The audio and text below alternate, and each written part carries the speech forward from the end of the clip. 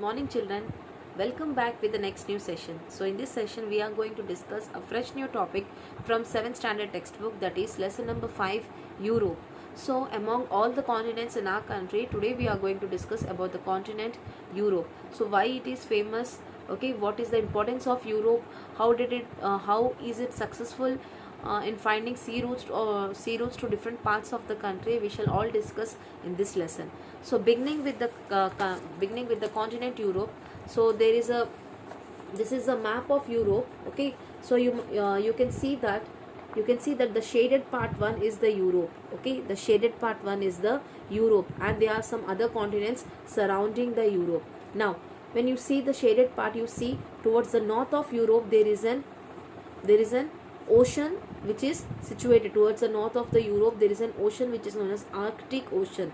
This is an Arctic Ocean towards the north of the Europe. So this ocean, Arctic Ocean, is frozen throughout the year. Frozen throughout the year, or most of the time, this ocean is frozen.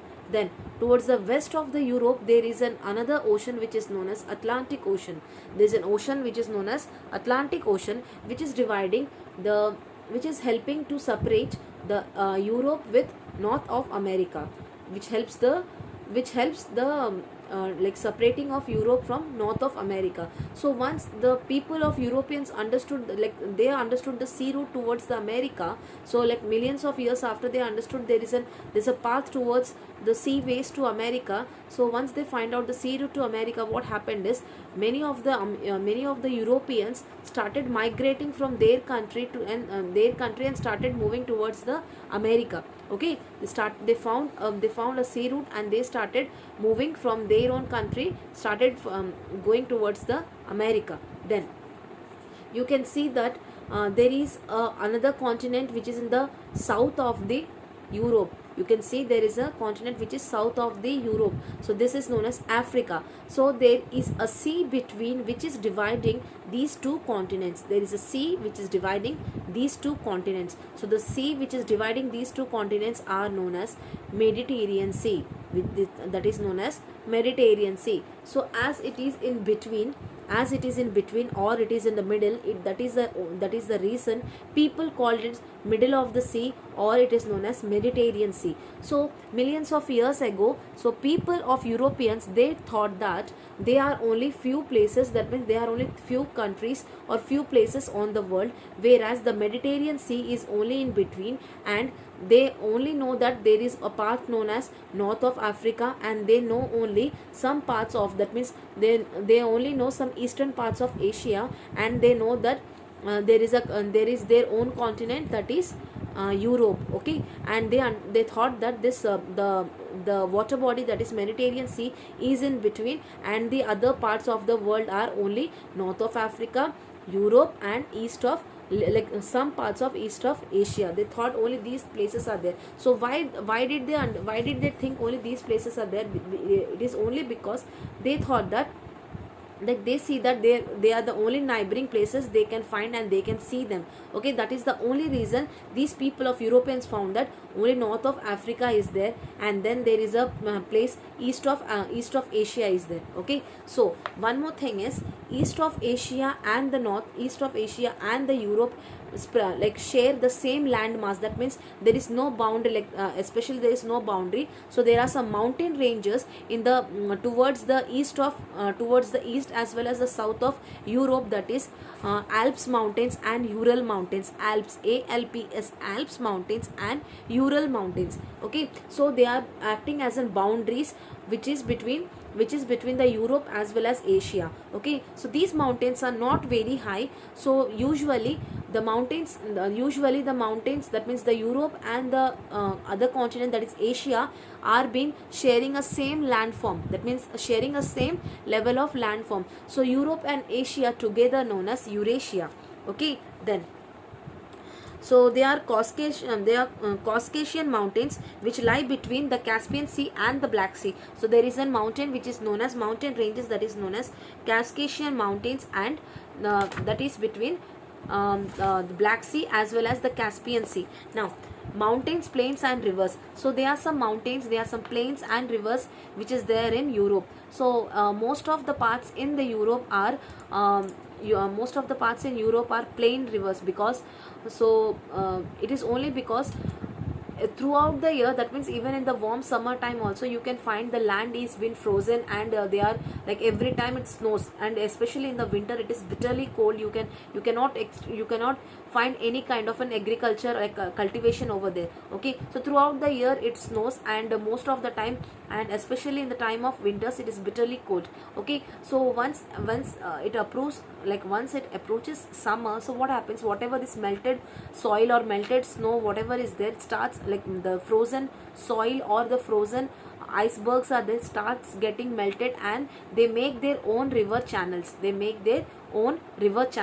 Okay, so the famous or the largest river in the Europe is the Dnieper, Dniper, Dnieper. So D is silent, Dnieper, and river Volga, Volga. River Volga and Dnieper are the two rivers which are present in Europe, where it forms during the time of the summer time, when the river makes its own way, when this icebergs or when the snow starts melting, and the river makes its own way. Okay, then most of the parts in Europe are plain rivers only, like the plain areas only. That means agriculture is possible over there. Okay, they are only less plateau ranges. Okay, very small plateaus, that means they are not high. Usually we say that the plateaus are high areas, that means high level lands, and usually these areas are very much dry, but they are very small plateaus in the country, in their continent, and that too in the places of you can see the plateaus like in the countries of France, Germany and Spain. They're the only smallest plateaus in the Europe. Then the Eastern Europe stretches across the several countries. So the Eastern Europe, if you see the Eastern Europe, I'll show you the map. So there is Russia, Ukraine. Okay, so there is Russia, there is Ukraine, there is Italy over there. Okay, Russia, Ukraine, Poland. So all these are the parts towards the east of the Europe. So you just have to see this map properly, and then you can understand. Okay, then so as there are rivers present in the Europe, so it is very possible for this is the only reason why these people are successful in finding different sea routes to different parts of the country.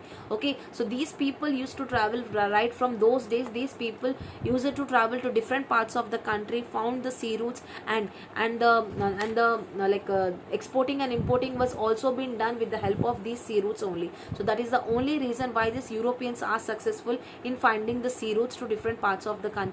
And then they travel to different parts of the country, they reach to different lands, they experience different lands, and then the export import business was also successful only because of them. Okay, then the textile industry or whatever the service industry, whatever industries are there, production industry, everything was being successful only because of the seas and the oceans that are surrounding the Europe, and that helped these people to have an export import business or having a good business relations with the other country people.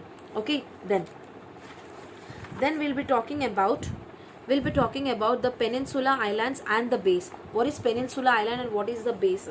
Okay, peninsula. Firstly, peninsulas are the lands where we say that a peninsula land which is covered with water by three sides and one part of land. Okay, a area which is covered by three parts of water and one part of land, it is known as peninsula area. So you can see in Europe, you can see different peninsula areas. So they are Norway and Sweden are the parts of peninsula. Okay, so I'll just show you in the map.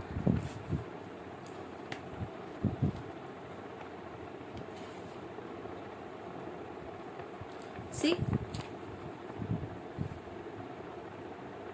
this one and this one, as they are three parts of waters, three sides of water and one part of land. So this is known as peninsula. This is known as peninsula. Okay, then what is an island? An island is a place where you can see four sides are covered with water and middle it is a land. Middle portion is land. So that is known as island. So that is known as island. So even you can find island over here in the Europe. Then finally we say what is, finally the other one is the base. What is a base are? Base and gulfs are two like again two concepts which are interrelated with the seas and all. Okay, so base are usually an open mouth towards the seas.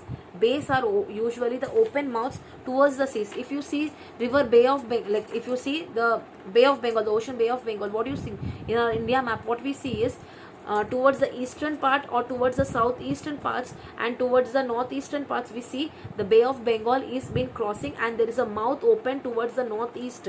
If you see that, okay, in the same way in the Europe also there is an open, there is a place, there's a country which is known as Italy, where you can see that the mouth is open like this. Okay, so this is known as a bay.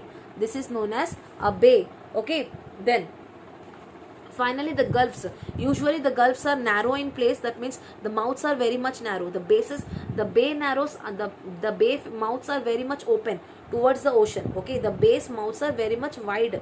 Okay, but when we talk about the gulfs mouths are very much narrow.